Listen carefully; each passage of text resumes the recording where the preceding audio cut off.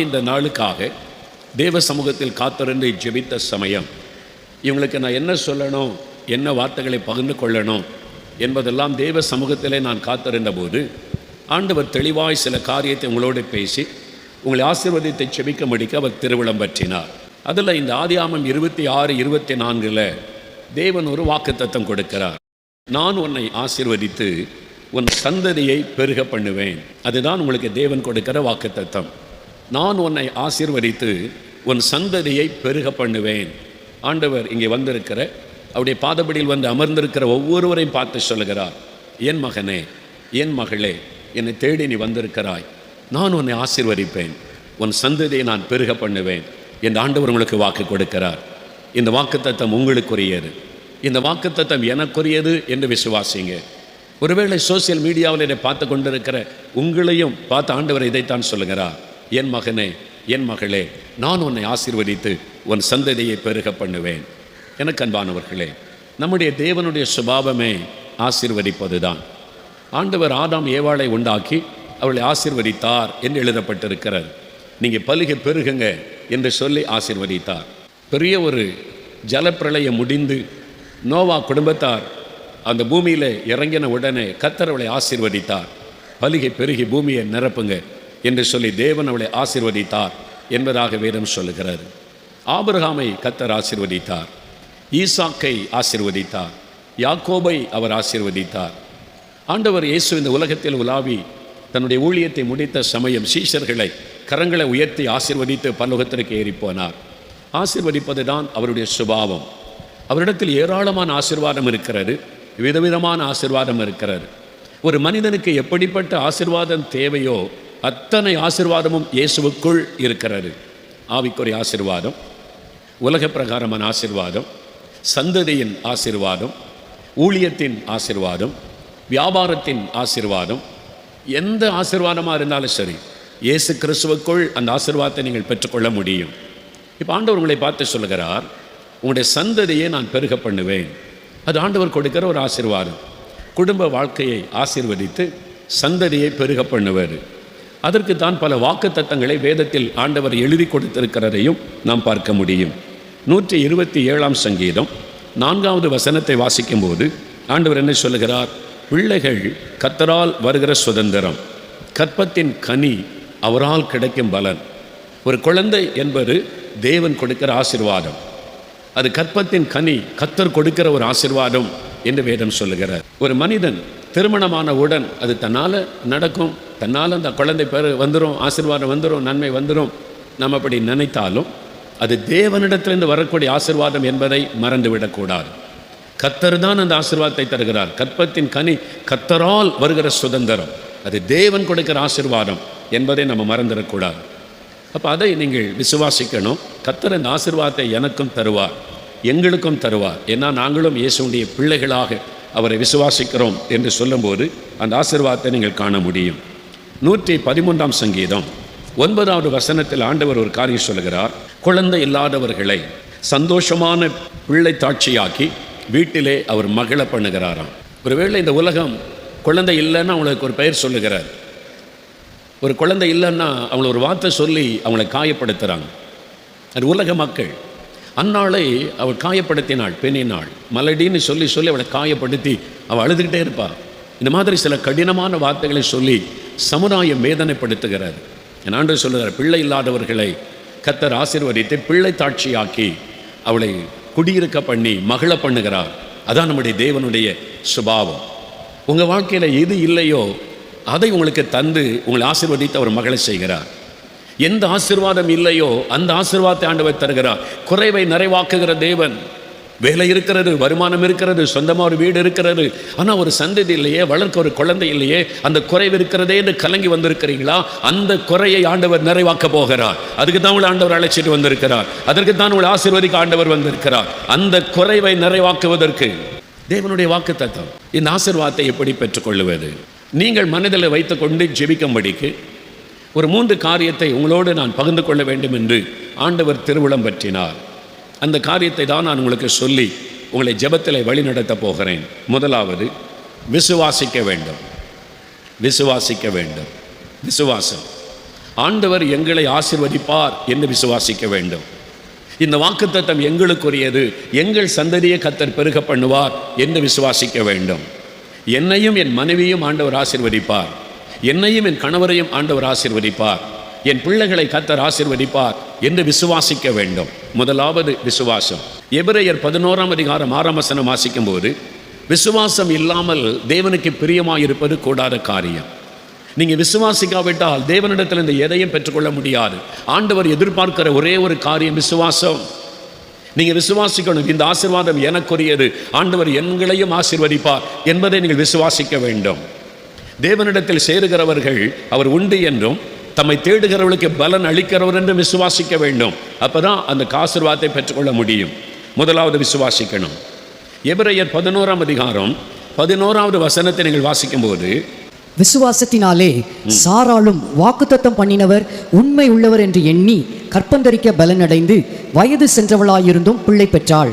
விசுவாசத்தினாலே சாராள். நல்ல கவனிங்க, விசுவாசத்தினாலே சாராள். எப்படி அவள் இந்த குழந்தை செல்வத்தை பெற்றுக்கொண்டாள்? 90 வயதில் கற்பம் செத்து போன நிலைமையில், இனிமேல் இவர்களுக்கு குழந்தை பிறக்காது என்று உலகம் சொன்ன நிலைமையில் எப்படி அந்த ஈசாக்கு என்கிற ஆசீர்வாதத்தை பெற்றுக்கொண்டாள்? விசுவாசத்தினாலே. தேவன் வாக்குத்தத்தம் பண்ணினவர் உண்மை உள்ளவர் என்று சொல்லி அவள் கர்ப்பந்தரிக்க பலனடைந்தாள் என்று வசனம் சொல்லுகிறார்.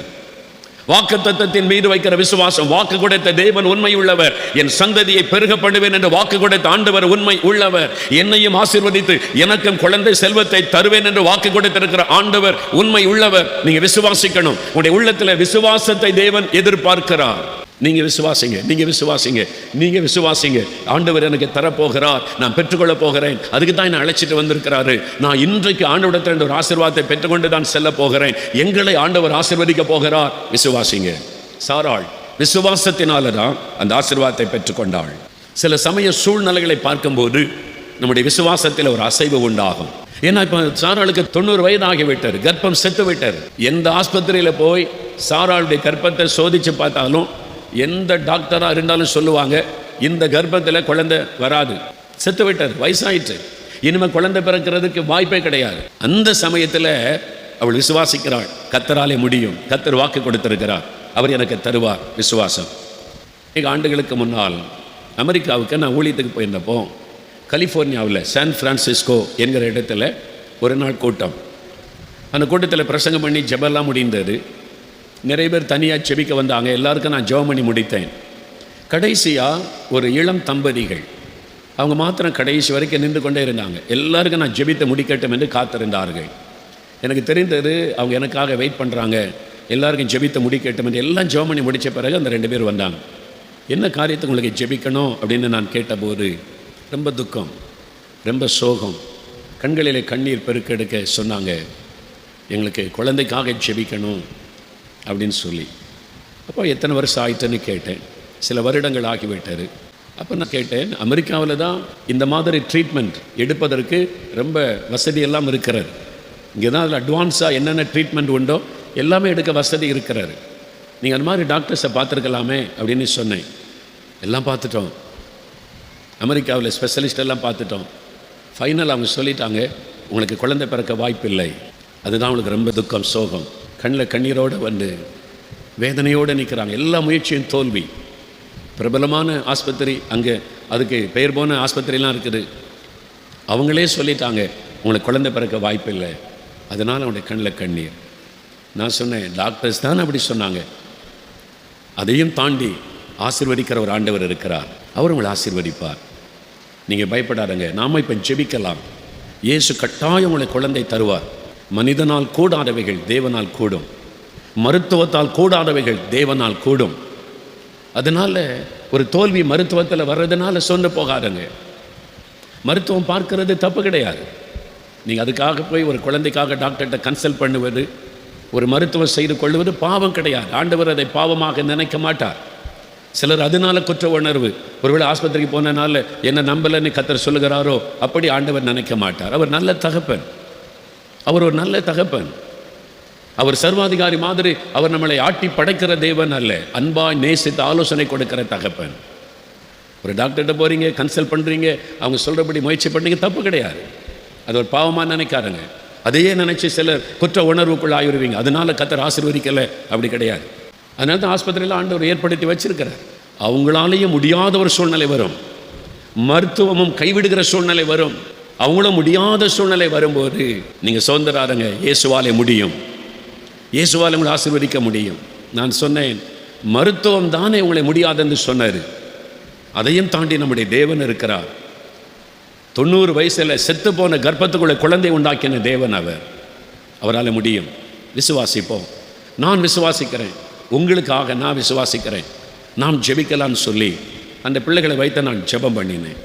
அவனுடைய முகத்தில் சோகம், கண்ணில் கண்ணீர், அது என்னை ரொம்ப பாதித்தார்.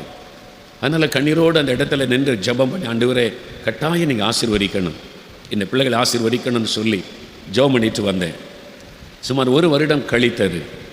ஒரு நாள் 4 மாவடியில் ஆஃபீஸில் இருக்கும்போது சொன்னாங்க, ஒரு தம்பதிகள் வந்திருக்கிறாங்க, கணவன் மனைவி. அவங்க அமெரிக்காவில் வேலை பார்க்குறாங்களா, லீவுக்கு வந்திருக்கிறாங்க. தமிழ்நாட்டில் வேறு எங்கேயும் அவங்க ஊர் பக்கத்தில் கிடையாது, ரொம்ப தூரம். அவங்க உங்களை பார்த்துட்டு போனோன்னே பிரயாணப்பட்டு வந்திருக்கிறாங்க, வர சொல்ல வான்னு சொன்னாங்க. அவங்க ரொம்ப தூரத்துலேருந்து பார்க்க வந்திருக்கிறாங்க, வர சொல்லுங்கள். வந்தால் இந்த கணவன் மனைவியும் அமெரிக்காவில் பார்த்த சான் ஃப்ரான்சிஸ்கோவில் பார்த்த அந்த இளம் தம்பதிகள் அவங்க என்னை பார்க்க அறைக்குள்ளே வந்தாங்க. அந்த சகோதரி, அந்த மகள் கையில் ஒரு குழந்தை இருந்தது. எவ்வளோ சந்தோஷம் இல்லை? நான் அவங்கள துக்க முகத்தோடு பார்த்தேன், கண்ணீரோடு பார்த்தேன். மருத்துவமே கைவிட்டு விட்டார், இனிமேல் நமக்கு குழந்தைக்கு வாய்ப்பே இல்லை அப்படின்ற நிலைமையில் தான் நான் பார்த்தேன். இப்போது கையில் குழந்தையோட மலர்ந்த முகத்தோட, பிரதர் எங்களுக்காக ஜெபிச்சிங்க, ஆண்டவர் எங்களை ஆசீர்வதிச்சிட்டார், இந்த குழந்தைய அவங்கள்ட்ட கொடுத்து ஆசீர்வாதம் வாங்கி கொண்டு போகத்தான் நாங்கள் இவ்வளோ தூரம் பிரயாணப்பட்டு வந்தோன்னு சொன்னாங்க. துக்கத்தை சந்தோஷமாய் மாற்றுகிற ஒரு தேவன். இன்றைக்கு நீங்கள் துக்கத்தோடு வந்து உட்கார்ந்துருக்கிறீங்க, ஒரு நாள் வரும் நீங்கள் சந்தோஷமாய் குழந்தையோடு வந்து நிற்பீங்க. கர்த்தர் உங்களை துக்கத்தை சந்தோஷமாய் மாற்ற போகிறார். விசுவாசிங்க, விசுவாசிங்க, விசுவாசத்தை விட்டு விடாதங்க. டாக்டர் சொல்கிறத பார்த்து சோர்ந்து போகாதங்க, மனிதர்கள் சொல்கிறத பார்த்து நீங்கள் சோர்ந்து போகாதங்க. விசுவாசத்தை விட்டு விடாதங்க. எந்த சூழ்நிலையை மாற்ற அவராலே முடியும். விசுவாசம், நீங்கள் விசுவாசிங்க. நேற்றுக்கு இந்த இடத்துல திறப்பின் வாசல் ஜெபம் நடைபெற்றது. ஒரு 6-7 பேர் வந்து சாட்சி சொன்னாங்க. எல்லாம் குழந்தையோடு வந்து, பல வருஷமாக குழந்தை இல்லாதவங்க ஒன்று போல குழந்தைகளோடு வந்து நின்று சாட்சி சொன்னாங்க. அதில் ஒரு தம்பதிகள், கணவன் கையில் ஒரு குழந்தை, மனைவி கையில் ஒரு குழந்தை. நான் உட்கார்ந்துருந்தேன், என்கிட்ட கொண்டு வந்தாங்க. 2 ஒரே மாதிரி இருக்கு, அழகான குழந்தைகள், 2 குழந்தைகள், ஒன்று போல் இருக்க பார்க்க அவ்வளோ அழகான குழந்தைகள். அவங்க கொண்டு வந்த போட்டு சொன்னாங்க, அந்த சகோதரி, டாக்டர்ஸ் எங்களுக்கு குழந்தையே பிறக்காதுன்னு சொன்னாங்க. ஏன்னா நாங்கள் எல்லாம் உங்களுக்கு பரிசோதனை பண்ணிட்டோம், ட்ரீட்மெண்ட் கொடுத்துட்டோம், இனிமேல் உங்களுக்கு குழந்தை பிறக்காது, பிறக்க வாய்ப்பே இல்லைன்னு சொன்னாங்க. அப்போ தான் நாங்கள் இங்கே வந்து ஜெபம் பண்ணினோம். ஆண்டவர் எங்களுக்கு 2 தனியான ஆசீர்வாதம், 2 குழந்தைகளை தந்திருக்கிறார், நீ மகிழ்ச்சியோடு சொன்னாங்க. உங்களுக்கு செய்வார், உங்களுக்கு செய்வார். அதுக்கு தான் உங்களை அழைத்து கொண்டு வந்திருக்கிறார். என் இயேசு மாறாத ஒரு தேவன், அவர் உங்களை நேசிக்கிறவர். எவ்வளோ ஒரு வேதனை, டாக்டர்ஸ் கூப்பிட்டு இவ்வளோ நாள் மருத்துவம் செய்து லட்சக்கணக்காக பணம் செலவு பண்ணிட்டு கடைசியாக கூப்பிட்டு உங்களுக்கு குழந்தை பிறக்க வாய்ப்பே இல்லைன்னு சொல்லும்போது அந்த இருதயம் எப்படி நொறுங்கி போகும். வாழ்க்கையில் ஒரு நம்பிக்கையே தளர்ந்து விடுமே. அந்த வேதனையில் அந்த தம்பதிகள் கடந்து போனாங்க. நம்மத்தில் வந்து சாட்சி சொன்னாங்களே, வாழ்றதை விட மறிச்சிடலாமான்னு தோணிச்சு. எல்லாரும் இப்படி பேசுகிறாங்க, பரிகாசம் பண்ணுறாங்க, இருதயத்தை காயப்படுத்துகிறாங்க. தேவன் பார்க்கிறார். My children are crying. என் பிள்ளைங்க அழுகிறாங்க, என் பிள்ளைங்க வேதனையோடு வந்திருக்கிறாங்க. ஆண்டவர் உங்களை வெட்கப்பட விட மாட்டார். விசுவாசிங்க, அவருடைய அன்பை விசுவாசிங்க. ஆண்டவர் உங்கள் மேலே எவ்வளோ அன்பு வச்சிருக்கிறார். உங்களுக்காக சிலுவையில் ரத்தத்தை எல்லாம் சிந்தி கொடுத்த ஆண்டவர் ஒரு குழந்தை தர மாட்டாரா? அவரை விசுவாசிங்க. சூழ்நிலைகள் எதுவாக இருந்தாலும் சரி, மருத்துவம் என்ன சொல்லி இருந்தாலும் சரி, இயேசுடைய வாக்குத்தத்தத்தை விசுவாசிங்க, அவருடைய வார்த்தையை விசுவாசிங்க, அவருடைய வல்லமையை விசுவாசிங்க, அவருடைய அன்பை விசுவாசிங்க. விசுவாசத்தை மாத்திரம் விட்டு விடாதருங்க. ஆபிரகாமை பாருங்க, 75 வயசுல ஆண்டவர் அவனை அழைக்கிறார். ஆதியாகமம் 12ஆம் அதிகாரம் வாக்கு கொடுக்கிறார். உன்னை ஆசீர்வதித்து உன் சந்ததியை நான் பெருக பண்ணுவேன், உன் சந்ததி எல்லாருக்கும் ஆசீர்வாதமாக இருப்பாங்க. அந்த ஆசீர்வாதத்தை வாக்கு கொடுத்துட்டார். 25 வருஷம் கடந்து விட்டார். இப்போ தருவார், இப்போ தருவார், ஆண்டவர் இப்போ தருவார், இந்த வருஷம் இந்த வருஷம் இந்த வருஷம் நீ காத்திருந்து 25 வருஷம் ஓடி விட்டார். இப்போ சரீரம் செத்து விட்டார். 100 வயசு. இனிமே சாராளுடைய கர்ப்பமும் செத்து விட்டது, என் சரீரமும் செத்து விட்டது, குழந்தை பிறக்க வாய்ப்பு இல்லை. அந்த ஆண்டவர் சொல்றார், உற்பவ கால திட்டத்தில் நான் வருவேன், உன்னுடைய மனைவி ஒரு குழந்தை அணைத்து கொண்டு இருப்பாள். கர்த்தர் சொல்றார் ஆபிரகாமிட்ட, உற்பவ கால திட்டம், 10 மாசத்துல நான் திரும்ப வரும்போது உன் மனைவி ஒரு குழந்தை அணைத்து கொண்டிருப்பாள். இதுவரைக்கும் 25 வருஷமா காத்திருந்தேன், ஒன்றும் நடக்கலை. இப்போ ஆண்டவர் சொல்றாரு, இனி உற்பவ கால திட்டம் அவ்வளோதான், 10 மாசத்துல அப்படின்னு ஆண்டவர் சொல்லுகிறார். எப்படி ஆபிரகாம் அதை விசுவாசித்தார்? நம்புகிறதற்கு ஏதுவல்லாது இருந்தும் ஆபிரகாம் நம்பிக்கையோடே விசுவாசித்தார் என்று எழுதப்பட்டிருக்கிறது. உன் சந்ததி இவ்வளவா இருக்கும் என்று கர்த்தர் வாக்கு கொடுத்த போது நம்புகிறதற்கு ஏதுவல்லாது இருந்தோம். 100 வயசு ஆகி போச்சுங்க, இனி குழந்தை பிறக்க வாய்ப்பில்லை, நம்பக்கூடிய விஷயமாக அது இல்லை. சாராளுடைய கர்ப்பம் செத்து விட்டது, இனி நம்பும்படியான காரியமாக இல்லை. ஆனாலும் அவன் தேவன் வாக்குத்தத்தம் பண்ணினதை நிறைவேற்ற வல்லமை உள்ளவராய் இருக்கிறார் என்று முழு நிச்சயமாய் நம்பி தேவனை ஸ்தோத்திரம் பண்ணி விசுவாசத்தில் வல்லவனானான். விசுவாசம். ரோமர் 4:18 முதல் 21 வசனம் வரை வாசித்து பாருங்க. அவன் விசுவாசத்தில் பலவீனமாயிருக்கவில்லை. விசுவாசம். கர்த்தர் எனக்கு வாக்கு பண்ணி இருக்கிறார், என் சந்ததியை பெருக பண்ணுவார், என்னுடைய மனைவியினுடைய கர்ப்பத்தில் ஒரு குழந்தை உண்டாகும். விசுவாசம். நம்புகிறதற்கு ஏதுவில்லை, ஆனால் நம்பிக்கையோட விசுவாசித்தான்.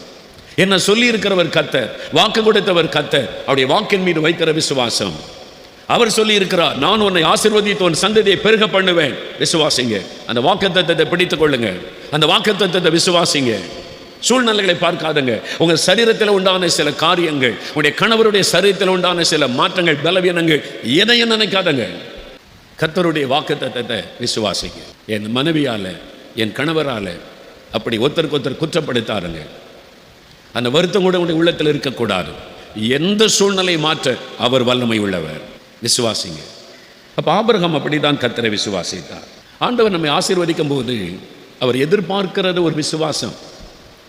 லூக்கா 1 அதிகாரத்தில் ஒரு சம்பவத்தை வாசிக்கிறோம். சகரியா என்கிற ஒரு ஆசாரியன் ஊழியக்காரன், எலிசபெத் என்கிற மனைவி, அவளுக்கு குழந்தை இல்லை. இப்போ சகரியா ரிட்டையர்ட் ஆக போகிறார் ஊழியத்திலிருந்து, வயசாகி போச்சு, கிழவன் ஆயிட்டார். எலிசபெத்து ரொம்ப வயதானம் ஆயிட்டாங்க. இப்போ ரிட்டையர்ட் ஆகிற வயசில் ஆண்டவர் தம்முடைய தூதனை அனுப்புகிறார். தேவதூதன் வந்து சொல்லுகிறான், சகரியாவே உன் வேண்டுதல் கேட்கப்பட்டது. தேவதூதன் தேவாலயத்துக்குள்ள மகா பரிசுத்த ஸ்தலத்தில் வந்து நின்று சகரியாவை பார்த்து சொல்லுகிறான், சகரியாவே உன் வேண்டுதல் கேட்கப்பட்டது, அதாவது உன் ஜெபம் கேட்கப்பட்டது. அதனால் உன் மனைவி கர்ப்பவதியாக ஒரு குழந்தை பெறுவாள், அவளுக்கு யோவான்னு பெயர் வைக்கணும், எல்லாருக்கும் மகிழ்ச்சி உண்டாகும். அவன் என்னென்ன செய்வான் அதை பற்றி ஆண்டவர் தீர்க்கதரிசனமான வார்த்தை வாக்குத்தத்தமாய் சொல்லப்படுகிறார். உங்ககிட்ட வந்து தேவதூதன் சொன்னா என்ன சொல்லியிருப்பீங்க? இவ்வளோ சந்தோஷம் இல்லை? ஓ, தேவதூதன் வந்து சொன்னா என் ஜெபம் கேட்கப்பட்டது, எனக்கு ஒரு குழந்தையை தரப்போகிறார், பெயரெல்லாம் ஆண்டவர் கொடுத்துட்டார் அப்படின்னு ஒரு துள்ளி குதிச்சு மகிழ்ந்திருப்போம். சகரியா சொல்றாரு பாருங்க, எனக்கு வயசாகி போச்சு, நான் கிழவனா இருக்கிறேன், என் மனைவி எலிசபெத் வயசானவள், இது எப்படி நடக்கும்? அப்போ தேவதூதன் மூலமாய் தேவன் சொல்லிக்கொண்ட வார்த்தையை அவர் விசுவாசிக்கல. தேவதூதன் சொல்லுகிறார், உன் ஜெபம் கேட்கப்பட்டது, உன் வேண்டுதல் கேட்கப்பட்டது, குழந்தை வேணும்னு நீ ஜெபம் பண்ணினல்ல, அந்த ஜெபம் கேட்கப்பட்டது. நீ அந்த சகரியா சொல்லுகிறார், எனக்கு எப்படி குழந்தை பிறகு, நான் வயசாயிட்டு. அப்படின்னா என்ன அர்த்தம்? 25 வருஷத்துக்கு முன்னால் அவர் ஜெபம் பண்ணியிருக்கிறார். அந்த வயசில் இருக்கும்போது அவர் ஜெபம் பண்ணியிருக்கிறார் 20 வருஷத்துக்கு முன்னால். இப்போ அந்த வயது கடந்த பிறகு அதற்காக அவர் ஜெபம் பண்ணுவது இல்லை. சரி, ஆண்டவரிடத்தில் ஜெபிச்சோம், ஆண்டவர் இதுவரைக்கும் ஒன்றும் சொல்லலை, அப்போ நமக்கு குழந்தை இல்லை, அவ்வளவுதான் அப்படின்னு அந்த ஜெபத்திற்கு ஒரு முடிவு கட்டி விட்டார். ஆனால் தேவதூதன் வந்து பதில் சொல்லுகிறான், உன் வேண்டுதல் கேட்கப்பட்டது, உன் மனைவி கர்ப்பவதியாக ஒரு குழந்தையை பெறுவாள், அவருடைய பெயர் இது என்பதெல்லாம் சொல்லப்படுகிறார். சகரியா விசுவாசிக்கல. என்ன சூழ்நிலை பார்க்கிறார், எனக்கு வயசாகி போச்சு, அவளுக்கு வயசாகி போச்சு. ஆபிரகாமுக்கு நடந்ததை அவர் மறந்து விட்டார். சொல்லுவது தேவதூதன், கர்த்தர் தூதன் மூலமாய் சொல்லி அனுப்புகிறார். அவர் வந்து ஆபிரகாமுக்கு செய்தாரே, சாராளுக்கு செய்தாரே, தனக்கும் அப்படி நடக்கும் என்று விசுவாசிக்கவில்லை. அவர் சூழ்நிலையை பார்த்து அவிசுவாசம் கொண்ட உடனே தேவதூதன் சொல்லுகிறான், நீ தேவனுடைய வார்த்தையை விசுவாசிக்காததுனால, நீ விசுவாசிக்காததுனால ஊமையனா இருப்ப, போ, குழந்தை பிறகு வரைக்கும் நீ ஊமையனா இருப்ப. அந்த வார்த்தை கவனிங்க, நீ விசுவாசிக்காதபடியினால். அப்போ அவிசுவாசம் தேவனை துக்கப்படுத்துகிற விஷயம். சூழ்நிலைகளை பார்க்காதங்க, தேவனுடைய வாக்குத்தத்தத்தை பாருங்க. சொல்லுகிறவர் கர்த்தர், வாக்கு கொடுக்கிறவர் கர்த்தர். இந்த வாக்கு தேவனிடத்திலிருந்து வருகிறது, விசுவாசிங்க. முதலாவது விசுவாசம். சில சமயம் சூழ்நிலை நம்முடைய விசுவாசத்தை அசைத்து விடுகிறது. அநேக ஆண்டுகளுக்கு முன்னால பம்பாய் பட்டணம், மும்பை பட்டணத்துக்கு ஒரு கூட்டத்துக்கு போயிருந்தேன். 3 நாள் கூட்டம். ஒரு நாள் கூட்டம் முடிந்து டயர்டாக மேடையில் உட்கார்ந்துருக்கிறேன். ஒரு கணவன் மனைவி ஜெபிக்கணுன்னே அவங்க மற்றவங்கள்ட்ட கேட்டு மேடையில் ஏற்றி கூட்டி கொண்டு வந்துட்டாங்க. அவங்க 2 பேரும் இந்த முழங்கால் படிட்டு இருக்கிறாங்க.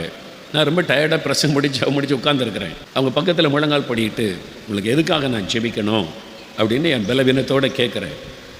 அவங்க சொல்கிறாங்க, ஐயா எங்களுக்கு ஒரு குழந்தைக்காக ஜெபம் பண்ணுங்க, எங்களுக்கு ஒரு கற்பத்தின் கனி, குழந்தைக்காக ஜெபம் பண்ணுங்கன்னு கேட்குறாங்க. நான் உடனே திருப்பி கேட்டேன், உங்களுக்கு திருமணமாக எத்தனை வருஷம் ஆயிற்று அப்படின்னு கேட்டேன். 25 வருஷம் ஆயிடுச்சு. நான் அப்போ தான் அப்படி குனிஞ்சிருந்தேன்னா அப்படி பார்க்குறவங்கள 2 பேரும் வயசானவங்களாக இருக்கிறாங்க. வயது போய்விட்டது தெரிகிறது. 25 வருஷம் கடந்து விட்டது. அவங்கள பார்த்தாலும் வயசானவங்க தெரிகிறது, முகத்திலே தெரிகிறது.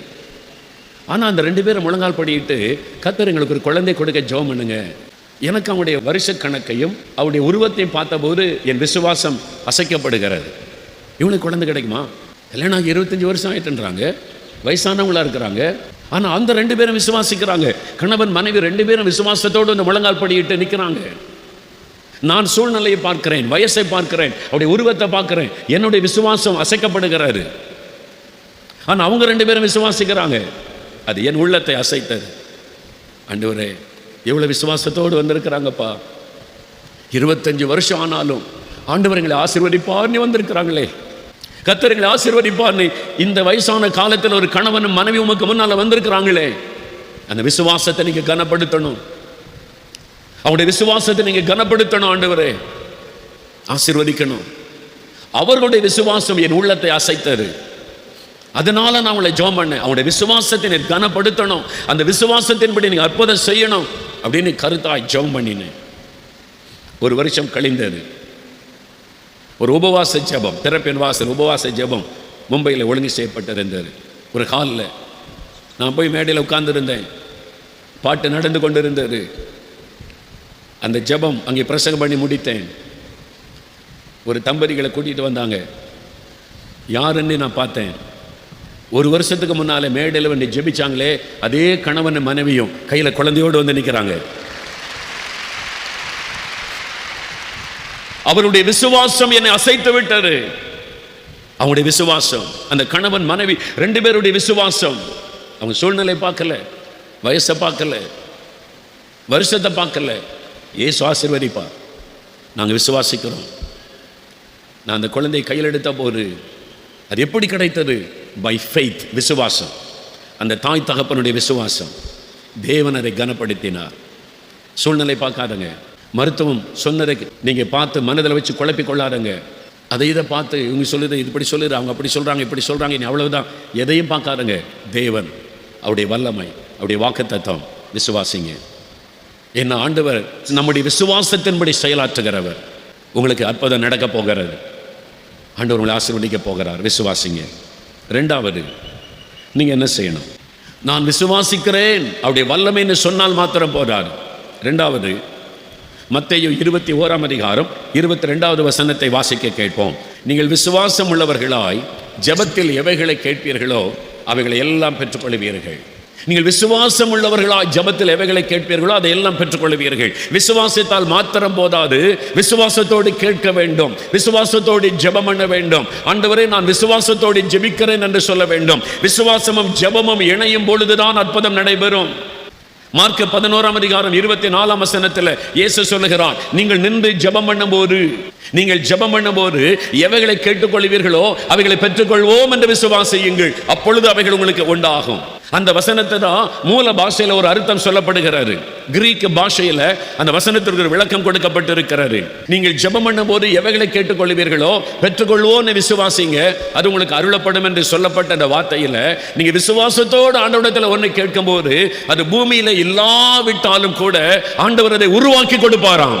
அப்படிப்பட்ட ஒரு தேவன் அவர். என் பிள்ளைங்க கேட்டுட்டாங்க, நான் அதை உருவாக்கி தருவேன். இல்லாத ஒன்றை உருவாக்கி கொடுக்கிற தேவன் அவர். உங்க கர்ப்பத்தில் ஒரு குழந்தையை அவர் உருவாக்க வல்லமை உள்ள தேவன்.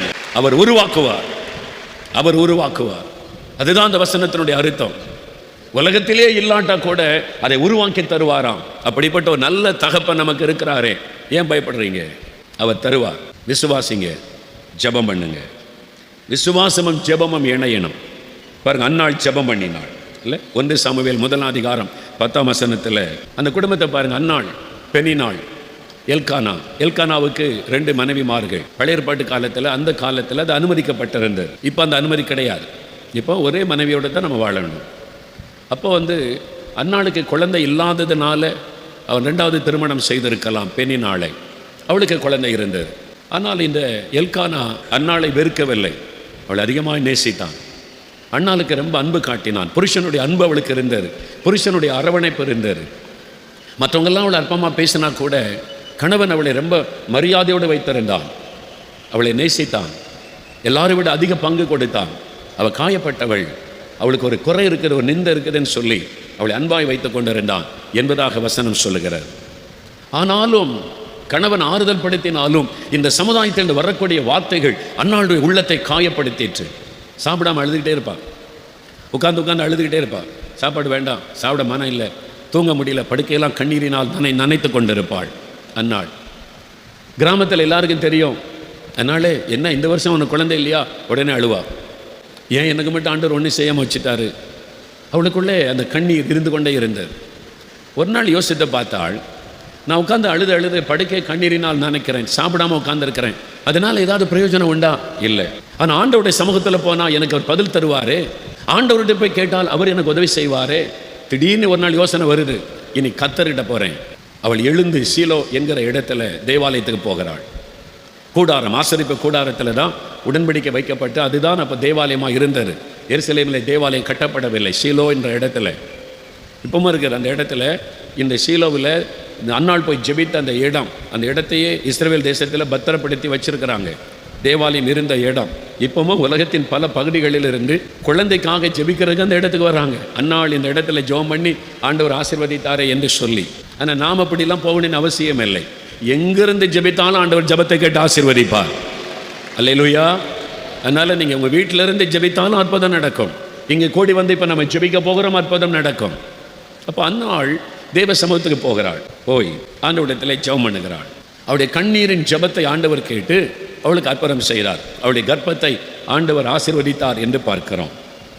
அதே மாதிரி ஆதியாகமம் 25ஆம் அதிகாரத்தை நீங்கள் வாசிக்கும்போது 20ஆம் 21ஆம் வசனத்தை நீங்கள் வாசித்தால் ஒரு காரியத்தை அறிந்து கொள்ள முடியும். ஈசாக்குக்கு திருமணமாகி 20 வருடங்கள் குழந்தை இல்லை. ரொம்ப ஆச்சரியமான விஷயம், ஆபிரகாமுக்கு தேவன் வாக்குத்தத்தம் கொடுத்து அழைத்த பிறகும் 25 வருடம் கழித்து தான் அந்த குழந்தை கொடுத்தார். இப்போ ஈசாக்குக்கு திருமணமான உடனே ஆண்டவர் குழந்தை கொடுக்கல, 20 வருஷம் கடந்து விட்டார். வசனம் சொல்லுகிறது, ஆதியாகமம் 25, 26 வாசிக்கும் போது ஈசாக்குக்கு அந்த 2 குழந்தைகள் பிறக்கும் போது அவன் 60 வயது உள்ளவனாக இருந்தான். அவனுக்கு திருமணமாகும் போது 40 வயது என்று வேதம் சொல்லுகிறது. 20 வருடம் அவனுக்கு குழந்தை இல்லை. நல்ல கவனிங்க, சில சமயத்தில் நம் ஆண்டவர் எல்லாவற்றையும் சரியாய் ஞானமாய் செய்கிறவர். சிலருக்கு 5 வருஷத்தில் கொடுத்துறார், சிலருக்கு ஒரே வருஷத்தில் குழந்தை தருகிறார், சிலருக்கு 2 வருஷம், 4 வருஷம், 8 வருஷம், 10 வருஷம். நமக்கு தெரியாது அவருடைய ஞானம். யாருக்கு எப்பொழுது எந்த ஆசீர்வாதத்தை தரணும்னு அவருக்கு தான் தெரியும். ஆபிரகாமுக்கு 25 வருஷம் காக்க வச்சு கொடுத்தார்.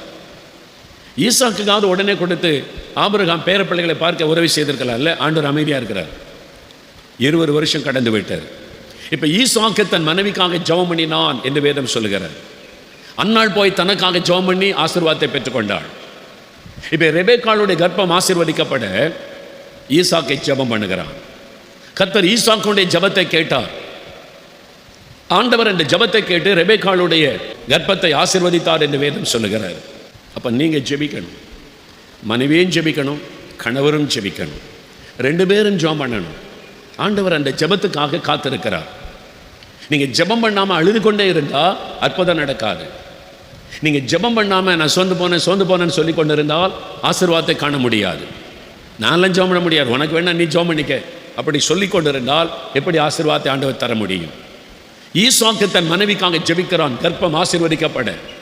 நீங்கள் கணவன்மார் உங்களுடைய மனைவிக்காக ஜெபிக்கணும், ஆண்டவர் ஆசீர்வதிக்கும்படி ஜெபிக்கணும். அன்னாள் தேவ சமூகத்தில் போய் ஜெபிக்கிறாள், நீங்கள் ஜெபிக்கணும். அவள் எப்படி ஜெபிக்கிறா பாருங்களா. அன்னாள் ஜெபிக்கும் போது 1 சாமுவேல் 1ஆம் அதிகாரம் 10ஆம் வசனம் சொல்லுகிறாரு, அவள் மனம் கசந்து மிகவும் அழுதை ஜெபம் பண்ணினாள். அவளுக்கு ஒரு மன கசப்பு வந்துட்டு. ஒரு சகோதரி சொன்னாங்க பாருங்க, இதை விட மறித்திடலாமான்னு தோணிச்சு. எல்லாரும் பரிகாசம் பண்ணுறாங்க, குழந்தைய கையில் கூட தர மாட்டாங்க, தான் குழந்தைய நான் எடுக்கக்கூடாதுன்னு கொண்டு போயிடுவாங்க. எவ்வளோ பெரிய பாதிப்பு இல்லை. மனம் உடைந்து விட்டாங்க, கசந்து விட்டது. இந்த சமுதாயத்தில் சிலர் பண்ணுகிற காரியங்கள் இந்த மாதிரி உள்ள மக்களுடைய உள்ளத்தை உடைத்து போக பண்ணுகிறாரு. பெண்ணினாளுடைய வார்த்தைகள் தான் அன்னாளை ஒரு உடைத்து விட்டது, ஒரு கசப்புக்குள்ளே தள்ளிவிட்டார். வாழ்க்கை அவளுக்கு கசந்து விட்டார். நான் அவள் சொல்லுற மன கிளேசமுள்ள ஒரு ஸ்திரீன்னு சொல்லுகிறாள். அவள் மனம் கசந்து மிகவும் அழுதாள். தேவ சமூகத்தில் போய் இதுவரைக்கும் கணவனிடத்தில் அழுதாள். கணவனால் ஆறுதல் தான் சொல்ல முடியும். படுக்கையில் போய் தனியால் அழுது கொண்டிருந்தாள். ஒரு பதிலும் இல்லை. இப்ப தேவ சமூகத்தில் வந்து அழுது ஜெபித்த உடனே தேவன் அன்னாளுடைய கண்ணீரை கண்டார். இன்னைக்கு ஆண்டவருடைய சமூகத்தில் வந்திருக்கிறீங்க. அன்னாளை போல உள்ளமடைந்து ஜெபிக்கும் போது ஆண்டவருடைய கண்ணீரை காண்பார், உங்களுக்கு உதவி செய்வார். ரெண்டாவது 11ஆம் வசனம் சொல்லுகிறார். 1 சாமுவேல் 1:11 அவள் பொருத்தனை பண்ணி ஜெபம் பண்ணினாள். அவள் பாருங்க, பொருத்தனை பண்ணி ஜெபம் செய்கிறாள். என்ன பொருத்தனை பண்ற? ஆண்டவரே, எனக்கு ஒரே ஒரு அடியாளுடைய சிறுமையை கண்ணோக்கி பார்.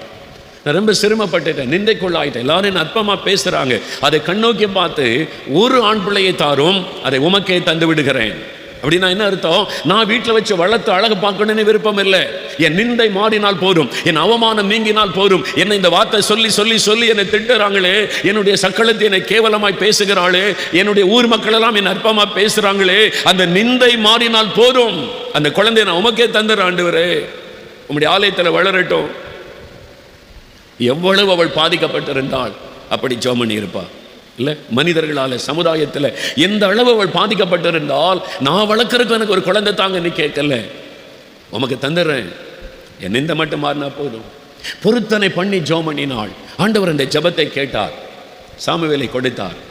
அவள் பாருங்க, சாமுவேலை பெற்ற உடனே ஆண்டவர்கிட்ட போய் 2வது ஜெபம் பண்ணல. ஆண்டவரே, தெரியாமல் அந்த நேரத்தில் அவசரப்பட்டு உங்களுடைய ஊழியத்துக்கு தந்துடுறேன்னு ஜெபம் பண்ணிவிட்டேன்.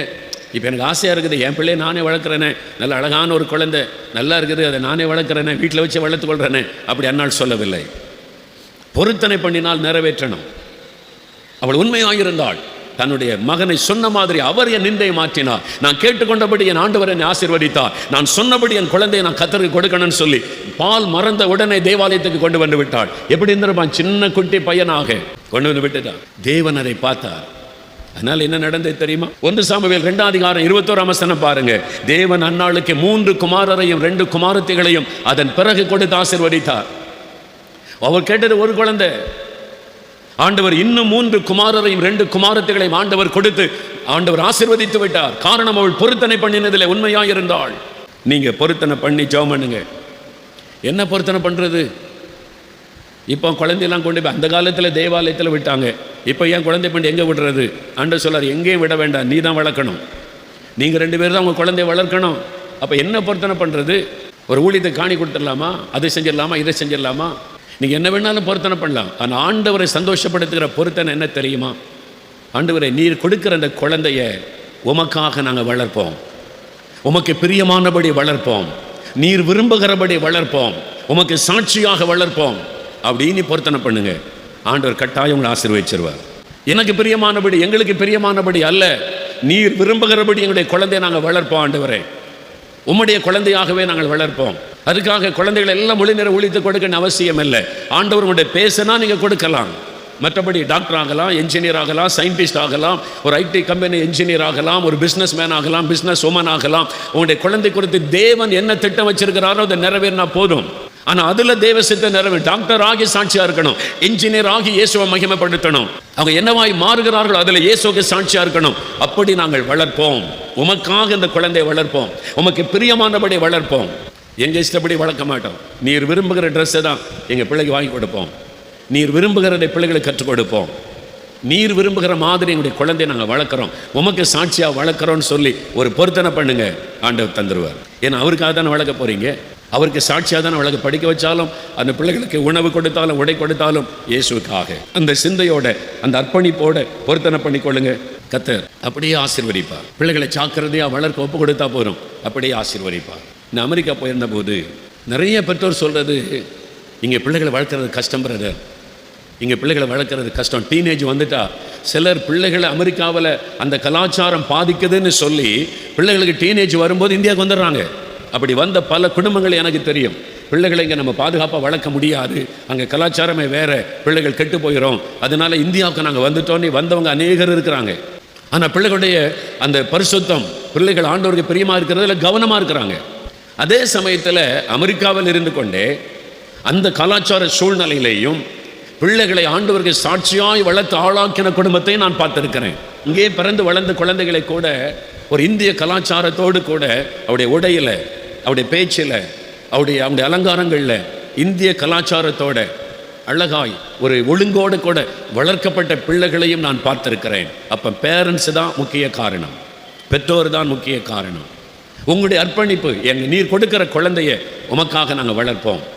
சூழ்நிலைகளை சொல்லாதங்க, சாக்கு போக சொல்லாதங்க, நான் கவனம் செலுத்தி உமக்கு பிரியமான குழந்தையாக நாங்கள் வளர்ப்போம் ஆண்டவரே அப்படின்னு நீங்கள் கணவன் மனைவி தீர்மானம் பண்ணுங்க. உங்களை நம்பி குழந்தை ஆண்டவர் உடனே தருவார். நீங்கள் 2 பேரும் அதுக்கு ஒப்பு கொடுக்கணும், ஒரு பொருத்தனை பண்ணணும். உமக்கு பிரியமான குழந்தையாக நாங்கள் வளர்ப்போம், அது பொருத்தனை. இப்போ முதலாவது விசுவாசம், 2வது ஜெபம், 3வது ஒரு காரியம் பாருங்கள். ஆண்டவர் உங்களை ஆசீர்வதிக்கணும், இந்த வாக்குத்தத்தத்தின்படி ஆசீர்வதிக்க நான் என்ன பண்ணணும்? 37ஆம் சங்கீதம் 5ஆம் வசனம், உன் வழியை கர்த்தருக்கு ஒப்புவித்து அவர் மேல் நம்பிக்கையாயிரு, அவரே காரியத்தை வாய்க்க பண்ணுவார். ஆண்டவர் வாய்க்க பண்ணுவார், வாக்குத்தத்தத்தின் ஆசீர்வாதத்தை வாய்க்க பண்ணுவார். உங்களுடைய சந்ததியை ஆசீர்வதிப்பேன் என்ற வாக்குத்தத்தத்தை வாய்க்க பண்ணுவார். ஆண்டவர் நீங்கள் விரும்புகிற உங்களுடைய விருப்பத்தை வாய்க்க பண்ணுவார். எங்களுக்கு ஒரு குழந்தை செல்வம் வேண்டும் என்று நீங்கள் கேட்பதை கர்த்தர் வாய்க்க பண்ணுவார். அவர் ஆயத்தமா இருக்கிறார். நீங்க என்ன செய்யணும்? உங்களுடைய வழிகளை கர்த்தருக்கு ஒப்பு கொடுக்க வேண்டும். உங்களுடைய வழிகளை கர்த்தருக்கு ஒப்பு கொடுக்கணும். ஆதியாகமம் 12ஆம் அதிகாரத்தில் கர்த்தர் பேசுகிறார் ஆபிரகாமோட. குழந்தையில 75 வயசு வரைக்கும் நான் உன்னுடைய சந்ததியை பெருக பண்ணி ஆசீர்வதிப்பேன் வாக்கு கொடுக்கிறார். ஆனால் நான் சொல்லுகிறதுக்கு நீ கீழ்ப்படியணும். ஆதியாகமம் 12:4 சொல்லுகிறது, கர்த்தருடைய வார்த்தைக்கு ஆபிரகாம் கீழ்ப்படிந்தார், அந்த கீழ்ப்படுதலை நிமித்தம் கர்த்தர் ஆசீர்வதித்தார்.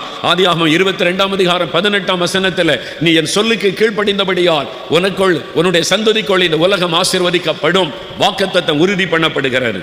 கீழ்ப்படிதல் நம்ம ஒப்பு கொடுக்கணும் ஆண்டவருக்கு. ஏதாவது நம்மகிட்ட குறை இருக்கிறா ஆண்டவர்கிட்ட அறிக்கையிட்டு ஒப்பர் கொடுக்கணும். ஒரு சகோதரர் சொன்னார் பாருங்க, 5 வருஷமா என் மனைவிக்கு தெரியாமலே புகைப்பிடிக்கிற பழக்கம். மனைவிக்கு தெரிஞ்சிட்டா வருத்தம் சொல்லி தெரியாமலேயே அந்த பாவ பழக்கத்தை பின்பற்றி கொண்டு வந்தார். ஒரு நாள் ஆண்டவருடைய சமூகத்தில் வந்து வேண்டாம் என்று அதை ஒப்பு கொடுத்த போது, என்ன சரீரம் தேவனுடைய ஆலயம், அதை கெடுத்தால் நான் உன்னை கெடுப்பேன் ஆண்டவர் சொல்லுகிறார். இந்த பீடி, சிகரெட்டு, போதை வஸ்துகள், மதுபானம் உன்னுடைய சரீரத்தை கெடுத்துவிடும், பாதிக்கும். அப்படிப்பட்டவர்களை தேவன் சொல்லுகிறார், நான் உன்னை கெடுப்பேன் என்பதாக. அப்படி ஏதோ ஒரு பாவம் உடைய வாழ்க்கையில் இருக்கலாம், நீங்க ஒப்பு கொடுக்கணும், மனம் திரும்பணும், ரட்சிக்கப்படணும். ஆண்டவரே நான் கீழ்ப்படிய ஒப்பு கொடுக்கிறேன், என் வழிகளை உமக்கு ஒப்பு கொடுக்கிறேன். இதுவரை நான் போகிற வழி உமக்கு பிரியமில்லாததா இருந்தால், நான் செய்கிற காரியம், பார்க்கிற காரியம், நடக்கிற காரியம் உமக்கு பிரியமில்லாமல் இருந்தால் இன்றைக்கு நான் ஒப்பு கொடுக்கிறேன். ஒப்பு கொடுங்க, உடைய வழிகளை ஆண்டவருக்கு ஒப்பு கொடுங்க. பாவத்தை விட்டு மனம் திரும்பி ஒப்பு கொடுத்துருங்க. 2வது ஈசாக்கு பாருங்களேன். ஈசாக்கு வேண்டுதல் செய்கிற போது கர்த்தர் ஆசீர்வதிக்கிறார். காரணம் என்ன? ஆதியாகமம் 24ஆம் அதிகாரம் 63ஆம் வசனம் சொல்லுகிறது, சாயங்கால வேளையிலே ஈசாக்கு தனியாக தியானம் பண்ண போயிருந்தான். அவன் ஒரு தியானம் பண்ணுகிற மனிதன், மெடிடேட் பண்ண போயிருந்தான், தியானிக்கிற மனிதனாயிருந்தான். எதை தியானிப்பது? 1ஆம் சங்கீதம் 2-3 வசனத்தை பாருங்க. கர்த்தருடைய வேதத்தில் பிரியமாயிருந்து இரவும் பகலும் அதை தியானிக்கிற மனுஷன் பாக்கியவான், அவன் செய்வதெல்லாம் வாய்க்கும். இந்த ஆசீர்வாதம் உங்களுக்கு வாய்க்கணும், இந்த ஆசீர்வாதம் உங்களுக்கு சித்தி பெற வேண்டுமானால் வேத வசனத்தை தியானிக்க வேண்டும். உடைய வழிகளை ஒப்பு கொடுங்க, வசனத்தை தியானிங்க. தினம் காலையில் எழுந்த உடனே ஜெபம், வசனத்தை தியானிப்பாரு, ஆண்டவருடைய வார்த்தையை தியானிக்க ஒப்பு கொடுங்க. ஆண்டவர் உங்களை ஆசீர்வதிப்பார். ஈசாக்கு தியானித்தான். இன்னொரு மனுஷனை குறித்த பைபிளை வாசிக்கிறோம், மனோவா என்கிற மனிதன். நியாயாதிபதிகள் 13ஆம் அதிகாரம் 8ஆம் வசனம் பாருங்க. நியாயாதிபதிகள் 13ஆம் அதிகாரத்தில் இந்த மனோவாவை பற்றி, அவருடைய குடும்பத்தை பற்றி எழுதப்பட்டிருக்கிறது. அவருடைய மனைவி குழந்தை இல்லாமல் இருந்தாள், மலடியாக இருந்தாள் என்று வசனம் சொல்லுகிறார். அப்போ இனி குழந்தை பிறக்க வாய்ப்பு இல்லை. எத்தனை வருஷம் அப்படி இருந்தாங்கன்னு நமக்கு தெரியாது. அப்போ நீண்ட வருஷங்கள். அமர் ஈசாக்கு 20 வருஷம், மனோவாக்கு எத்தனை வருஷம் காத்திருந்தாரோ தெரியாது. இப்போ ஆண்டவர் ஒரு தூதனை அனுப்பி, உன் கர்ப்பத்தில் ஒரு குழந்தை உண்டாக போகிறது, அவனுக்கு என்ன பெயர் வைக்கணும், அவனை இப்படி வளர்க்கணும்னு மனைவிக்கு சொல்லப்படுகிறது. இப்போ மனவ வந்த உடனே சொல்லுகிறாள், இது மாதிரி ஒரு மனிதர் வந்தார், அது தேவ தூதனை போல இருந்தார், இந்த வார்த்தை சொன்னார்னு உடனே மனவ பாருங்க கருத்து அவர் ஜெபம் பண்ணுகிறார். பிள்ளையை எப்படி வளர்க்கணும், பிள்ளையை எப்படி நடத்தணும், பிறக்க போகிற குழந்தைக்காக ஜெபம் பண்ணுகிறார். நியாயாதிபதிகள் 13:8 வாசிங்க.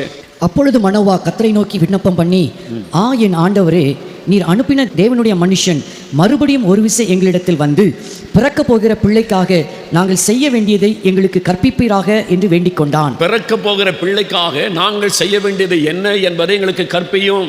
நீங்க ஜெபம் பண்ணுங்க, ஆண்டவரே எங்களுக்கு ஆசீர்வாதம் தரப்போகிறீர், நாங்கள் விசுவாசிக்கிறோம், பிறக்க போகிற குழந்தைக்காக நாங்கள் என்ன செய்யணும், எப்படி நடந்து கொள்ளணும் எங்களுக்கு சொல்லும். மனோவா ஜெபம் பண்ணுகிறான். இன்னும் குழந்தை உண்டான செய்தி வரவில்லை, ஆனால் குழந்தையை தருவேன் என்ற வாக்குத்தத்தம் பெற்று விட்டார்கள். அப்பன் ஜெபிக்கிறான் பிறக்க போகிற குழந்தைக்காக. நியாயாதிபதிகள் 13:12 வாசிக்கும் போது மனோவா மறுபடியும் கர்த்தரிடத்தில் ஜெபிக்கிறார். என்ன சொல்றார் பாருங்க, பிள்ளையை எப்படி வளர்க்க வேண்டும், எப்படி நடத்த வேண்டும். 2 காரியம் கேட்குற. ஆண்டவரே, நீங்கள் தரப்போகிற குழந்தைய நாங்கள் எப்படி வளர்க்கணும், எப்படி நடத்தணும். வளர்ப்பது வேறு, நடத்துவது வேறு. நிறைய பேருக்கு வளர்க்க தெரியும், நடத்த தெரியாது. என்ன கேட்டாலும் சாப்பிட வாங்கி கொடுத்து என்ன ட்ரெஸ் கேட்டாலும் வாங்கி கொடுத்து கெட்டவங்களாவே வளர்த்துருவீங்க. அதில் தான் பெற்றோர் நீங்கள் தீர்மானம் எடுக்கணும், கவனிக்கணும். நீர் விரும்புகிறபடி நாங்கள் வளர்ப்போம். எப்படி வளர்க்கணும், என்ன ஆகாரம் கொடுக்கணும், என்ன உடை வாங்கி கொடுக்கணும், எப்படி வளர்க்கணும், எப்படி நடத்தணும். பிள்ளைகளை நடத்துவது, வளர்ப்பது என்பது வேறு, நடத்துவது வேறு. நீங்கள் எதில் கவனம் செலுத்துங்க. ஆண்டவரே, நாங்கள் குழந்தைங்களுக்கு தரப்போறீங்க, நாங்கள் விசுவாசிக்கிறோம். ஆண் பிள்ளை என்றால் அதை நடத்துகிற வித வித்தியாசம், பெண் பிள்ளை என்றால் அதை நடத்துகிற வித வித்தியாசம். அந்த ஞானத்தை நீங்கள் பெற்றுக்கொள்ளணும், ஆண்டவரிடத்தில் கேட்கணும். கர்த்தர் இந்த ஞானத்தை தருவார். ஆண்டவர் ஆபிரகாமை குறித்து ஒரு வார்த்தை சொல்றார் பாருங்க. ஆபிரகாமுக்கு நான் மறைப்பேனோ, எல்லாத்தையும் ஆபிரகாமுக்கு வெளிப்படுத்த. ஏன்னு சொன்னால், அவன் தன் பிள்ளைகளுக்கு போதிப்பான். அவன் பிள்ளைகளுக்கு நான் சொன்னதை சொல்லுவான். நீதியாக நடக்கணும், நேர்மையாக நடக்கணும், கீழ்ப்படிந்து நடக்க வேண்டும் என்பதை கற்பிப்பான் என்று ஆண்டு சொல்றார். உங்களை நம்பி தான் உங்களுடைய குழந்தை தருகிறார். நீங்கள் அந்த குழந்தைக்கு கர்த்தரை குறித்து சொல்லுவீங்க, நீதி நியாயத்தின்படி நடக்க கற்றுக் கொடுப்பீங்க, வேத வசனத்தை கற்றுக் கொடுப்பீங்கன்னு நம்பி ஆண்டவர் உங்களுக்கு குழந்தை தருகிறார் என்பதை மறந்துடாருங்க. அதை மனதில் கொள்ளுங்க. அப்போ ஆண்டவர்கிட்ட போய் நீங்கள் கேட்கணும். எனக்கு இந்த ரெபேக்காள்கிட்ட பிடிச்ச ரொம்ப ஒரு ஆச்சரியமான விஷயம் என்ன தெரியுமா? 20 வருஷமாக குழந்தை இல்லை. இப்போ ஈசாக்கை செபிச்ச உடனே ரெபேக்காளை கர்த்தர் ஆசீர்வதிச்சிட்டார். அவருடைய கர்ப்பத்தில் குழந்தை உண்டாகி விட்டார். கொஞ்ச நாள் ஆன உடனே கர்ப்பத்தில் சண்டை நடக்குது. 2 குழந்தை மோதி கொள்ளுகிறார். அவளுக்கு என்னன்னு தெரியல. 2 குழந்தை மோதி கொள்ளுகிறது. ஏதோ நடக்குது என் கர்ப்பத்தில், அது மட்டும் தெரியுது. அவளுக்கு அம்மா பக்கத்தில் இல்லை போய் கேட்டு விசாரிப்பதற்கு. மாமியார் சாராளி இறந்துட்டாங்க, மாமியாரும் இல்லை. யார்கிட்ட கேட்குறது? அந்த காலத்தில் மருத்துவச்சிகள்னு இருப்பாங்க. ஆபிரகாம் பெரிய செல்வந்தர், அதனால் மருத்துவ வச்சிருந்திருப்பார். அவங்க வேலை செய்கிறவங்க, அவங்க ரொம்ப கரிசனையாக செய்வாங்கன்னு சொல்ல முடியாது. பேறுகால காலத்தில் உதவி செய்வாங்க. இப்போ கர்ப்பத்துக்குள்ளே நடக்கிற பிரச்சனை அவங்களுக்கு எப்படி தெரியும்? இந்த காலமாக இருந்தால் உடனே ஸ்கேன் போயிடலாம், ஸ்கேன் சென்டரில் போய் எடுத்து பார்த்துடலாம் என்ன நடக்குன்னு. அந்த காலத்தில் ஒன்றுமே தெரியாது. ரெபேக்காளுக்கு ஒரு பெரிய போராட்டம். இது எப்படி கணவர்கிட்ட சொல்ல முடியும்? அவருக்கு அது விளங்காது. மாமனார் ஆபிரகாமுக்கு அது விளங்காது. பெண்கள் இருந்தால் கேட்கலாம், அப்படி யாருமே இல்லையே தனக்கு. அப்போ ரெபேக்காள் வசனம் சொல்லுகிறாரு, ஆதியாகமம் 25:22 வசனத்தில் கர்த்தரிடத்திலே விசாரித்தாள். நல்ல ஒரு வசனம், பெண்கள் கவனித்துக் கொள்ளுங்க. அவள் போய் கர்த்தரிடத்தில் விசாரித்தாளாம். ஆண்டவரே, என் கர்ப்பத்தில் 2 குழந்தைகள் இருக்கிற மாதிரி ஃபீலிங் இருக்குது, என்னதோ நடக்குது என் கர்ப்பத்துக்குள்ளே, என்னன்னு எனக்கு விளங்க மாட்டேங்குது, எனக்கு சொல்லுங்க. நான் யார்கிட்ட போய் கேட்பேன்? எனக்கு அம்மாவும் இல்லை, மாமியாரும் இல்லை, நான் தனியாக இருக்கிறேன், எனக்கு என்ன நடக்குது வயிற்றுக்குள்ளே நீ விளங்கல, எனக்கு சொல்லுங்க ஆண்டவரே. விசாரித்தாள். விசாரிக்கிறதற்கு கர்த்தரிடத்திலே போனாள். நல்லா அறிந்து கொள்ளுங்க, ஆண்களானாலும் சரி பெண்களானாலும் சரி, தேவனிடத்திலே விசாரிக்கிற பழக்கம் நமக்கு இருக்கணும். ஆண்டவரே, நாங்கள் என்ன செய்கிறது, நாங்கள் எப்படி செய்யணும், இந்த குழந்தையை எப்படி வளர்க்கணும்னு நீங்கள் விரும்புகிறீங்க, கர்த்தரிடத்தில் கேட்கணும். இந்த குழந்தைக்கு நாங்கள் என்ன பேர் வைக்கணும், நீங்கள் சொல்லுங்கள். இந்த குழந்தைய நாங்கள் என்ன படிக்க வைக்கணும், நீங்கள் சொல்லுங்கள். நீங்கள் விரும்புகிறபடி இந்த குழந்தைய நாங்கள் வளர்க்குறோம். 2 பேரும் தீர்மானம் பண்ணுங்க, உடனே கர்த்தர் உங்களை ஆசீர்வதிச்சிருவார். ரெபேக்காள் கர்த்தரிடத்தில் போய் விசாரிக்கிறாள், என்னதான் ஆண்டவரே. உடனே ஆண்டவர் சொல்லிக் கொடுக்கிறார், உன் கர்ப்பத்தில் 2 குழந்தை இருக்குது மகளே, 2 சந்ததி வரபோது அதில் மூத்தவன் இளையவனை சேவிப்பான், இளையவனோடு தான் நான் உடன்படிக்கை பண்ணி அவனுடைய சந்ததியை நான் வித்தியாசம் ஆசீர்வதிப்பேன். கர்ப்பத்தில் குழந்தை இருக்கும் போது தன் குழந்தையுடைய எதிர்காலத்தை குறித்து அறிந்து கொண்டாள் ரெபேக்காள். தேவனிடத்தில் கேட்டு அறிந்து கொண்டாள். நீங்கள் அறிந்து கொள்ள முடியும். எந்த காரியத்தையும் தேவனிடத்தில் விசாரிக்க பழகுங்க. ஆண்டவரிடத்தில் கொஞ்சம் காத்துருங்க, ஜெபம் பண்ணுங்க. ஒரு காரியம் உங்களுக்கு பார்க்கணும்னா கம்ப்யூட்டர் முன்னால் எவ்வளோ நேரம் உட்காடுறீங்க இல்லை? ஒரு பொருள் உங்களுக்கு புதுசாக வருதுன்னா நெட்டில் போய் பார்க்கலான்னு உட்காந்து அது எங்கே கிடைக்கிது, எவ்வளோ கிடைக்கிது, எத்தனை நிமிஷம் நேரம் உட்காந்து ஒரு கம்ப்யூட்டர் முன்னால் உட்காந்து ஒன்று பார்க்குறீங்க. ஆண்டவர்கிட்ட போய் ஏன் நீங்கள் அப்படி ஒரு மணி நேரம் உட்காரக்கூடாது? கம்ப்யூட்டர் முன்னால் உட்கார அளவுக்கு ஆண்டவர் முன்னால் உட்காருறீங்களா? விசாரிங்க, ஆண்டவரே இதை குறித்து என்ன. இந்த பழக்கத்துக்கு வந்துட்டாலே ஆண்டவர் உங்களை நேசித்து உங்களை ஆசீர்வதிப்பார். அப்போ 3 காரியம், விசுவாசிங்க, ஜெபம் பண்ணுங்க, உங்களுடைய வழிகளை கர்த்தருக்கு ஒப்பு கொடுங்க. ஏதாவது பாவங்கள், தவறுகள், மீறுதல்கள் இருந்த ஆண்டவரிடத்தில் சொல்லி ஒப்பு கொடுங்க. ஒப்பு கொடுக்கும் போது கர்த்தர் ஆசீர்வதிச்சிருவார். சில சமயத்தில் சில தடைகள், ஆசீர்வாதத்திற்கு சில தடைகள் இருக்கிறது. முதலாவது, சில சமயத்தில் கர்த்தரே தடுத்து வச்சிருப்பார் ஏற்ற வேளையில் ஆசீர்வாதத்தை கொடுப்பதற்கு. 1 சாமுவேல் 1:5 வாசிக்கும் போது கர்த்தரே அன்னாளுடைய கற்பத்தை அடைத்திருந்தாராம். ஆண்டவர் அடைச்சிருந்தா அவர் தான் திறக்கணும், வேற யாராலும் திறக்க முடியாது. அதுக்கு ஒரு நோக்கம் இருந்தது. அன்னாள் கண்ணீரோடு ஜெபிக்கட்டும், அப்போ தான் ஒரு தீர்க்கதரிசி வர முடியும் என்று ஆண்டவர் தாமதித்திருந்தார். அந்த ஏற்ற வேளை சாராளுக்கு 25 வருஷம், ரெபேக்காளுக்கு 20 வருஷம் காத்திருக்க வேண்டியதாயிற்று. சகரியா வயசான காலம் வரைக்கும் காத்திருக்க வேண்டிய ஆயிற்று. மனோவா பல வருஷம் காத்திருக்க வேண்டியது ஆயிற்று. நீங்கள் இவ்வளோ காலம் காத்திருந்துட்டீங்க, இனிமேலும் ஆண்டவர் தாமதிக்க மாட்டார். இவ்வளவு காலம் காத்திருந்து வெயிட் பண்ணிட்டீங்க, இனிமேல் கர்த்தருடைய வேளை வந்துவிட்டது, உங்களை ஆசீர்வதிக்கிற வேளை வந்துவிட்டது. இனிமேல் நான் தாமதிப்பதில்லை, என் ஆண்டவருடைய வார்த்தையின்படி உங்களை ஆசீர்வதிக்க போகிறார். ரெண்டாவது, சாத்தான் சில சமயத்தில் தடைப்படுத்துவான். அதை அறிந்து கொள்ளணும். சாத்தான் சில சமயத்தில் தடைப்படுத்துவான். அவன் தடை செய்கிறவன், ஆசீர்வாதங்களை அவன் தடை செய்கிறவன் என்று வேதத்திலே பார்க்கிறோம். ரோமர் 1:13 வாசிக்கும் பொழுது பவுல் சொல்லுகிறார், உங்களிடத்தில் வர எத்தனையோ முறை நான் பிரயாசப்பட்டேன், ஆசையாக இருந்தேன், ஆனால் தடைப்பட்டு போனது. மற்றொரு இடத்துல சாத்தான் தடை பண்ணினான் என்று பவுல் சொல்லுகிறார். தேவன் கொடுக்கிற சில ஆசீர்வாதத்தை தடுப்பதில் சாத்தான் ரொம்ப வீறு கொண்டு எழும்புகிறான். தடுத்துறணும் இந்த ஆசீர்வாதத்தை, தடை உண்டு பண்ணுகிறவன். ஆனால் ஆண்டவர் அந்த தடைகளை மாற்றி ஆசீர்வதிக்கிறவன். சில சமயம் உங்களுடைய சரீரத்தில் சாத்தான் அந்த தடையை உண்டாக்கக்கூடும். ஒரு சகோதரி சொன்னாங்க பாருங்க, கர்ப்பத்தில் தடை, ஒரு சர்ப்பத்தின் ஆவி உங்களுடைய கர்ப்பத்தின் ஆசீர்வாதத்தை தடுக்கிறார். அந்த ஆவி வெளியேறி போச்சுது, உடனே உடைய கர்ப்பத்தில் ஆசீர்வாதம் வந்து விட்டது. சில சமயத்தில் பிசாசு அப்படி தடுக்கக்கூடும். ஒரு சமயம் வெளிநாடு ஒன்றுக்கு நான் போயிருந்தேன். ஒரு தாயார் ஒரு மகளை அழைச்சிட்டு வந்தாங்க. அவங்க சொன்னாங்க, என் மகளுக்கு 4 முறை கருச்சிதைவை ஆகிவிட்டார். 4 முறை கருச்சிதைவு, குழந்தை உண்டாகி 3 மாதத்தில் அழிஞ்சிரும். அவங்க சொன்னாங்க, எப்படி என்று கேட்டேன். குழந்தை உண்டாகி கரெக்டாக அந்த மாதம் வரும்போது இரவில் ஒரு பயப்படுத்துகிற சொப்பனம், பாம்பு துரத்துவதை போல சொப்பனம். அம்மா இப்படி சொப்பனம் கண்டேன்பா, கரு அழிஞ்சிரும். அது ஒரு பொல்லாத ஆவி, பயப்படுத்துகிற ஆவி, அந்த ஆசீர்வாதத்தை கெடுக்கிற ஆவி. சாத்தான் நம்முடைய ஆசீர்வாதத்தை தடுக்க நினைக்கிறான். இன்றைக்கு அந்த தடைகளை கர்த்தர் உடைத்தெறிய போகிறார். சிலருக்கு அப்படி தடை இருக்கிறது, அந்த தடைகளை கர்த்தர் மாற்ற போகிறார். நான் சொன்ன இது ஒரு பிசாசு, அந்த ஆசீர்வாதத்தை தடுக்கிறதை நாம் செபிக்கலான்னு இயேசுவின் நாமத்தினால் அந்த ஆவியை கடிந்து கொண்டு கர்ப்பத்தின் ஆசீர்வாதத்தை தடுக்கிற அந்த பிசாசை கடிந்து கொண்ட உடனே அதன் பிறகு அந்த கர்ப்பம் ஆசீர்வதிக்கப்பட்டு விட்டது. சில குடும்பத்தில் சாபத்தினால ஆசீர்வாதம் தடைப்படும். குழந்தை இல்லைன்றதெல்லாம் சாபம்னு சொல்லிடக்கூடாது. தயவு செய்து பெரியவங்க, குழந்தை இல்லைன்னு அது ஒரு சாபம் கிடையவே கிடையாது, அப்படி நினைச்சிடாருங்க, அது தவறு. ஆனால் சில சமயத்தில் சாபத்தின் நிமித்தம் கூட குழந்தை தடைப்படக்கூடும். சாத்தான் அதை பயன்படுத்தக்கூடும். அது இயற்கைக்கு மேற்பட்ட விதமாக இருக்கும் சாபம், அது தெரியும். ஒரே குடும்பத்தில் 3 தலைமுறை குழந்தை இல்லைன்னா அது சாபமாக இருக்கலாம். இருக்கும்னு நம்ம சொல்லிடக்கூடாது. இருக்கலாம், ஜெபம் பண்ணால் கர்த்தர் சொல்லிக் கொடுப்பார். சில சமயங்கள் 3 தலைமுறையாக குழந்தை இல்லை அப்படின்னு சொல்லும்போது, ஒருத்தருக்கு குழந்தை இல்லைன்னு சாபம், சபிக்கப்பட்டவள் அப்படி சொல்லிடுறாருங்க. அப்படி கிடையாது. சில குடும்பத்தில் பரம்பரையாக அந்த சாபம் தொடர்ந்து வரும். அந்த சாப கட்டுகள் குழந்தையின் ஆசீர்வாதத்தை தடுத்து கொண்டு இருக்கும். ஆனாலும் கலாத்தியர் 3:13 வாசிக்கிறோம், இயேசு நம்முடைய சாபத்தை சிலுவையில் சுமந்து முடித்து விட்டார்.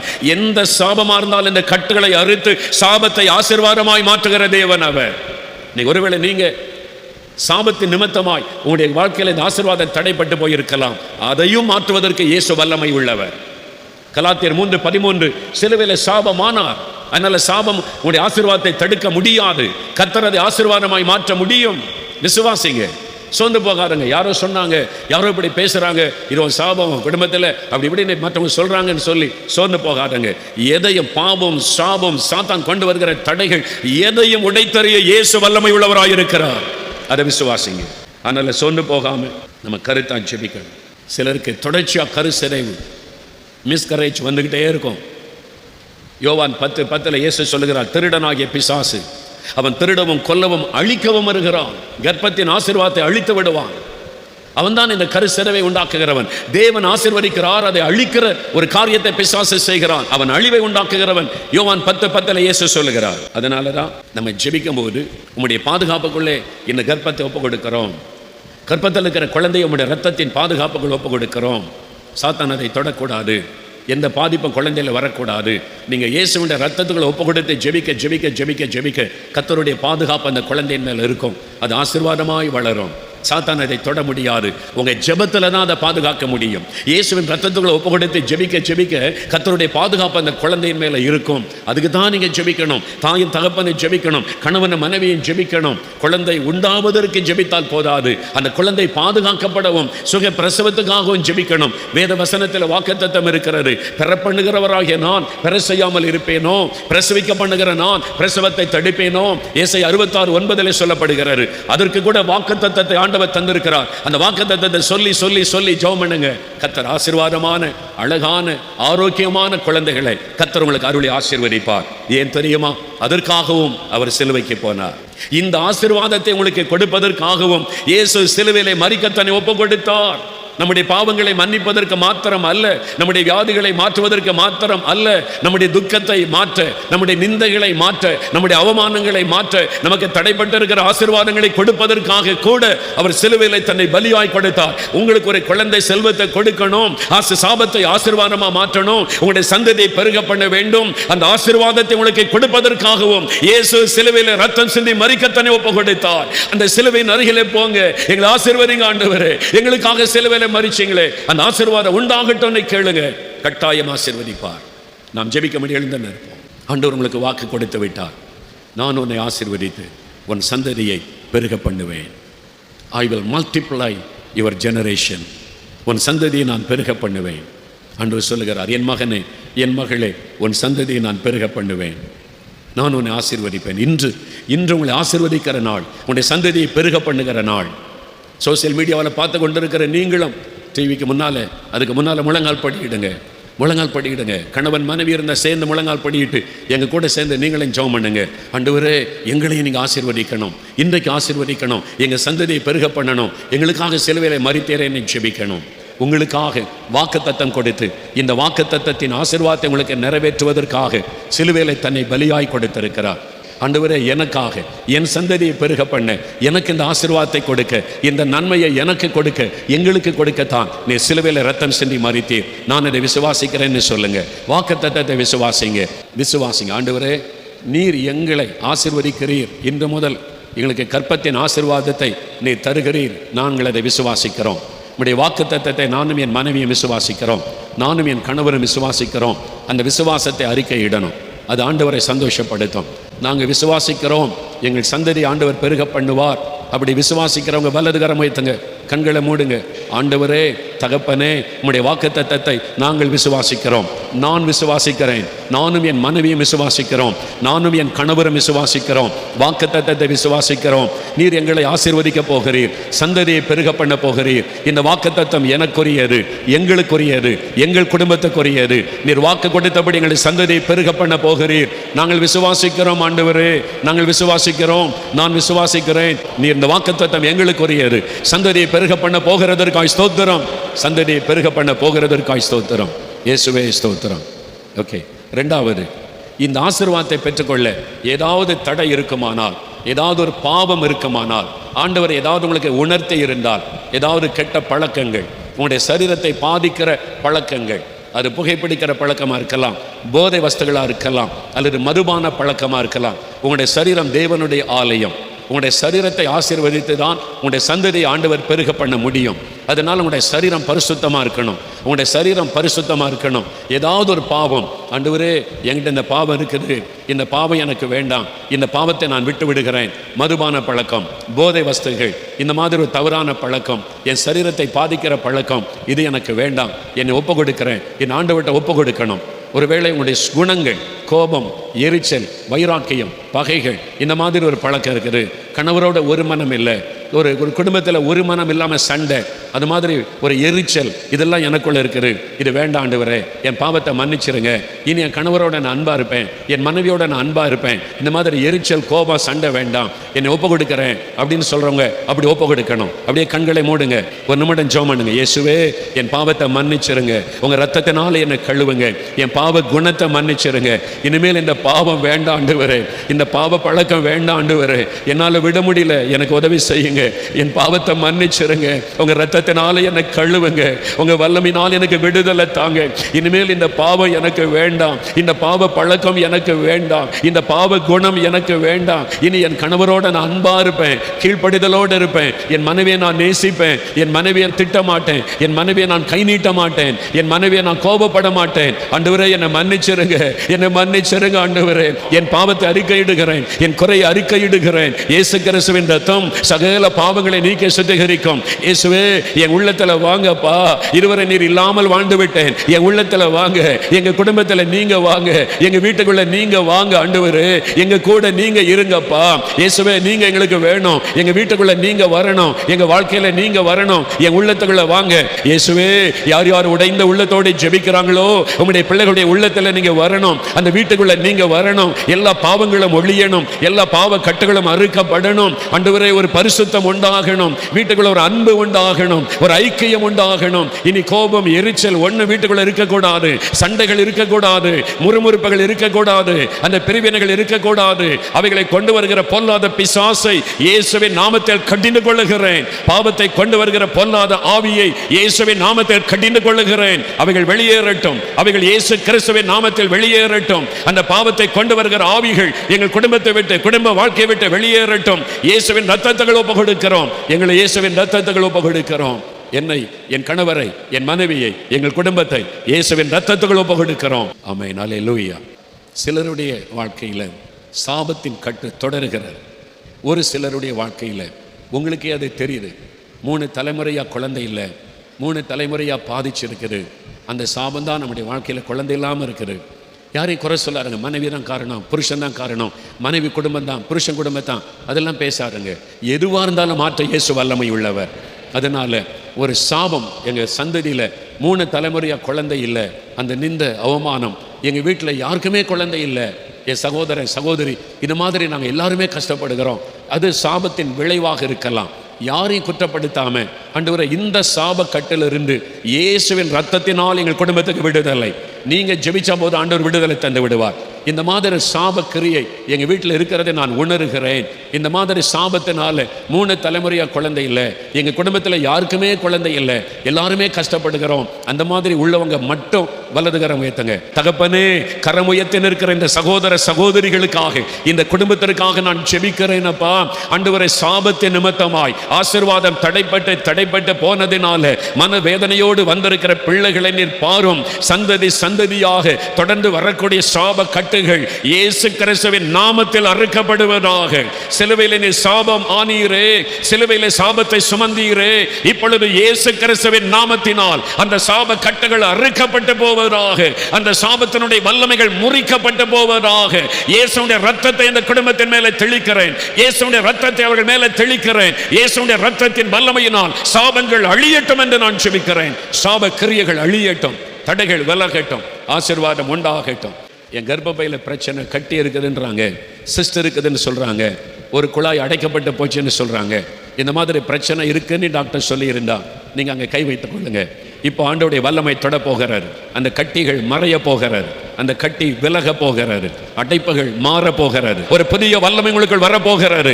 பிளட்டில் ஆண்டவருடைய ரத்தத்தின் வல்லமை இறங்க போகிறாரு. தகப்பனே, உம்முடைய பிள்ளைகளுடைய சுகத்துக்காக நான் ஜெபிக்கிறேன். இந்த கர்ப்பத்திலே காணப்படுகிற கட்டிகள் இயேசுவின் நாமத்தில் மறைவதாக.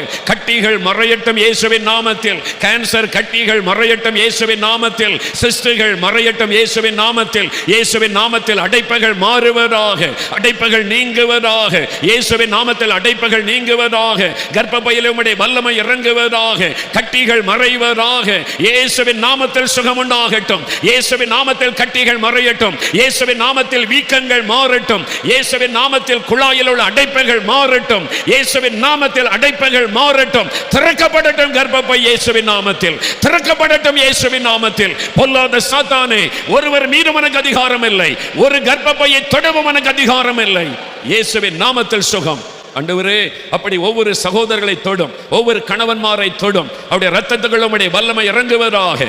இயேசு கிறிஸ்துவின் நாமத்தில் அவருடைய சரீரம் உயிர்ப்பிக்கப்படுவதாக, உயிர்ப்பிக்கப்படுவதாக.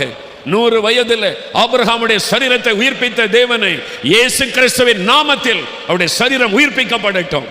கணவனுக்கானாலும் மனைவிக்கானாலும் அவருடைய சரீரத்தில் எந்த பிரச்சனையும் இல்லாதபடி இயேசு கிறிஸ்துவின் நாமத்தில் சுகம் உண்டாவதாக.